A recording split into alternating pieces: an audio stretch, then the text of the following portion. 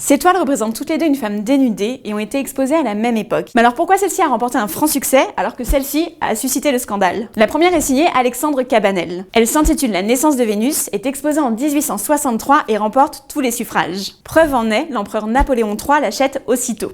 Édouard Manet, lui, n'aura pas cette chance. Son Olympia, qu'il présente seulement 2 ans plus tard, déchaîne la critique. À l'époque, la nudité n'est pas interdite à condition d'être représentée d'une certaine façon. Celle-ci doit être héroïque, par exemple voilée derrière un prétexte mythologique. C'est le cas de la Vénus de Cabanel qui se plie aux attentes du Second Empire. L'Olympia de Manet, inspirée notamment de la Vénus d'Urbain de Titien, se veut elle très réaliste. Et c'est de ce réalisme que va naître le scandale. L'air sérieux du modèle et son regard assumé semblent défier le spectateur. Celui-ci devine son activité de prostituée, elle reçoit ici un magnifique bouquet de la part d'un client satisfait. D'ailleurs, au 19e siècle, le terme Olympia est souvent utilisé pour faire référence aux cocottes et aux courtisanes. Et ce portrait réaliste, dénudé de toute référence mythologique et d'idéalisation, à l'époque, ça ne passe pas. Il n'en faudra pas plus à la critique pour qualifier l'œuvre de Manet, d'odalisque au ventre jaune, d'une laideur accomplie. Heureusement pour le peintre, tous ne sont pas de cet avis. Émile Zola affirme lui que Manet a parfaitement su traduire les réalités des objets et des créatures. Aujourd'hui conservée au musée d'Orsay, l'Olympia a depuis retrouvé ses lettres de noblesse. Elle est désormais considérée comme un chef-d'œuvre du peintre impressionniste.